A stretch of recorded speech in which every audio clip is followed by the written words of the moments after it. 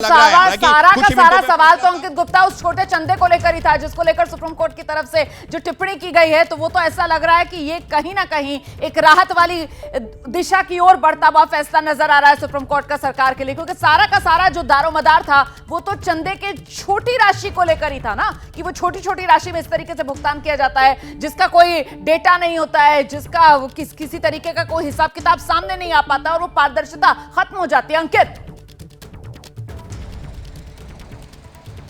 निश्चित तौर पर देखिए यहाँ पर दो पहलू थे। पहला पहलू ये था कि जो छोटा छोटा चंदा आता है, और दूसरा पहलू ये था कि जो बड़े कॉर्पोरेट घराने हैं या शेल कंपनी जिनका बार बार जिक्र किया गया था सुनवाई के दौरान, वो जो फंडिंग करती हैं, क्योंकि उनका भी कोई हिसाब नहीं होता। हालांकि इसमें जो है पेश क्या आता है, पेश ये आता है कि जो बड़े जो कॉर्पोरेट हाउसेज होते हैं या जो कंपनीज होती हैं, वो भी ऐसा नहीं है कि करोड़ों रुपए एक साथ फंडिंग कर दी, वो भी छोटे छोटे हिस्सों में करती हैं। तो ऐसे में उस प्रक्रिया के तहत वो बच निकलती हैं। तो यहाँ पर ये देखना दिलचस्प होगा कि सुप्रीम कोर्ट इसको कैसे देखता है। ये निपुण सहगल के हवाले से एक और खबर सामने आई है सुप्रीम कोर्ट के फैसले से। इनकम टैक्स एक्ट में 2017 में किया गया एक बड़ा बदलाव, ये जो है बड़े चंदे को भी गोपनीय रखना, ये असंवैधानिक है।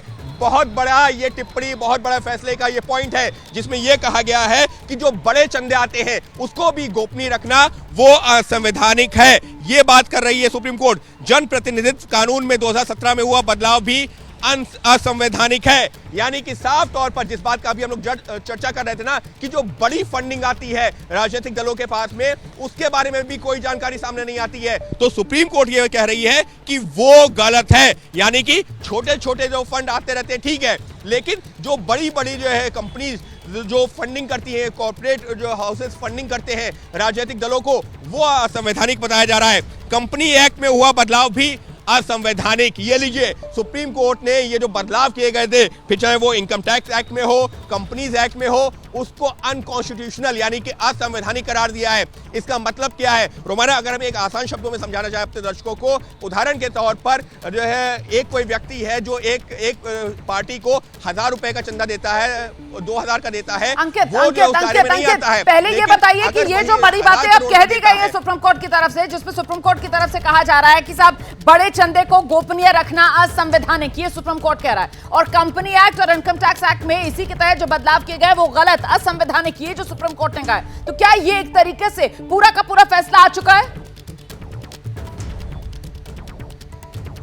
जी नहीं, अभी फैसला पढ़ा जा रहा है। ये फैसले का एक हिस्सा है, वो पहला हिस्सा जिसमें यह कहा गया है कि क्या ये निष्ठा का अधिकार ये कह देना या फिर जो है राइट टू इंफॉर्मेशन के तहत ये आता है या नहीं आता है, ये फैसले का पहला पार्ट है। और ये फैसला अभी पहला जो हिस्सा है उस पर दिया जा रहा है। लेन देन के उद्देश्य से दिए गए चंदे की जानकारी भी इन संशोधनों के चलते छिपती है। यानी कि साफ तौर पर सुप्रीम कोर्ट का अब तक का क्या मानना है, सुप्रीम कोर्ट का अब तक का ये मानना है कि जो बड़े कॉर्पोरेट हाउस है जो करोड़ों रुपए फंडिंग करते हैं राजनीतिक दलों को, उनके बारे में जानकारी सामने नहीं आना ये सही नहीं है। और उसके लिए जो संशोधन किया गया था, फिर चाहे वो इनकम टैक्स एक्ट हो या कंपनीज एक्ट, और उसमें क्या कहा गया था कि जानकारी गोपनीय रखी जाएगी। बड़ी बड़ी कंपनीज भी अगर जो है फंडिंग करती हैं, कॉर्पोरेट हाउसेस फंडिंग करते हैं राजनीतिक दलों को, तो वो जानकारी गोपनीय रखी जाएगी। सुप्रीम कोर्ट ने उसको असंवैधानिक करार दिया है। बहुत बड़ी खबर है, बड़ा चंदा गोपनीय रखना असंवैधानिक, ये सुप्रीम कोर्ट की तरफ से कहा गया है। ये बहुत बड़ी खबर है। इलेक्टोरल बॉन्ड को लेकर, उसमें पारदर्शिता में कमी को लेकर ये मामला सुप्रीम कोर्ट पहुंचा था। आप जानते हैं देश में इलेक्टोरल बॉन्ड की जो व्यवस्था है 2018 से लागू की गई है, और ऐसे में पिछले साल नवंबर में इस पूरे मामले में सुनवाई पूरी हुई और अब आज सुप्रीम कोर्ट की तरफ से फैसला सुनाया जा रहा है। बड़ी बात जो अब तक सामने निकल कर आ रही है, चुनावी बॉन्ड पर सुप्रीम कोर्ट का फैसला, बड़े चंदे को गोपनीय रखना असंवैधानिक, इसके लिए जो कंपनी एक्ट में बदलाव किए गए, जो आईटी एक्ट में संशोधन किए गए, वो असंवैधानिक। मतलब अभी तक का ये फैसला और फैसले के ये हिस्से अंकित गुप्ता जो हम और आप बता रहे हैं दर्शकों को, ये तो सरकार के लिए झटका माना जाएगा। निश्चित तौर पर झटका माना जाएगा, क्योंकि देखिए सरकार की तरफ से लगातार यही दलील दी जा रही थी कि अगर हम इसको गोपनीय नहीं रखते हैं तो मुमकिन है कि अलग अलग राजनीतिक दल जो है द्वेष की भावना से ऐसी कंपनीज के खिलाफ, ऐसे लोगों के खिलाफ अपनी जो बदले की भावना से जो है कार्रवाई करें, अभी नहीं तो बाद में। लेकिन सुप्रीम कोर्ट ने साफ तौर पर कहा है कि जो बड़ी फंडिंग होती है, फिर मैं एक उदाहरण के तौर पर अगर हम अपने दर्शकों को समझा सके 30 सेकंड में, कि एक उदाहरण के तौर पर एक व्यक्ति 1000 रुपए चंदा देता है तो वो इस दायरे में नहीं आ रहा है। लेकिन वहीं अगर कोई एक व्यक्ति 100 करोड़ चंदा दे रहा है, करोड़ चंदा दे रहा है तो वो इस दायरे में आ रहा है। और सुप्रीम कोर्ट का साफ तौर पर हमें मानना है कि ऐसे लोगों के बारे में जो 100 करोड़, 1000 करोड़ या 5000 करोड़ चंदा दे रहे हैं, उनके बारे में जानकारी सार्वजनिक होना जरूरी है। क्यों जरूरी है यह भी बता देता हूं। पहले एक जानकारी निपुण सहगल ने दी है। कंपनी एक्ट की धारा 182 में बदलाव कॉर्पोरेट कंपनियों को राजनीति में दखल की अनुमति देता है। ये लीजिए, सुप्रीम कोर्ट ने उसको क्लैरिफाई भी कर दिया है कि ये जो कंपनी एक्ट में बदलाव किया गया है उसका मतलब क्या है। उसका मतलब ये है कि अगर कोई कंपनी जो 1000 करोड़ रुपए का चंदा दे रही है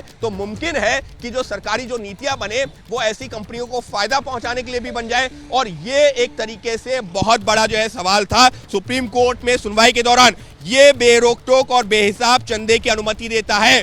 सुप्रीम कोर्ट साफ तौर पर यही कह रहा है कि ये जो बड़ी फंडिंग होती है, क्योंकि ऐसा नहीं है रोमाना, जितना हम लोग भी देख रहे हैं सालों से राजनीतिक दलों को, उनके पास जो छोटा छोटा फंड आता है वो तो है ही, लेकिन सवाल वहां खड़े होते हैं जहां पर एक साथ हजारों करोड़ का चंदा आता है, बड़े बड़े कॉर्पोरेट हाउसेस से आता है। और कहा यह जाता है कि मुमकिन है कि वो जो सरकार की नीतियां बन रही हो उसको भी इन्फ्लुएंस करें अपने हिसाब से, क्योंकि अगर किसी को जो है इतना बड़ा कोई फायदा मिला है तो मुमकिन है दूसरी तरफ से भी उसको जो है फायदा देने की कोशिश की जाए। इस तरीके के आरोप लगते रहे हैं। ये जानने के अधिकार का हनन करती है। यानी कि सुप्रीम कोर्ट साफ तौर पर कह रही है इलेक्टोरल बॉन्ड योजना असंवैधानिक है। सहयोगी निपुण सहगल के हवाले से खबर, इलेक्टोरल बॉन्ड योजना असंवैधानिक है, यह जानने के अधिकार का हनन करती है।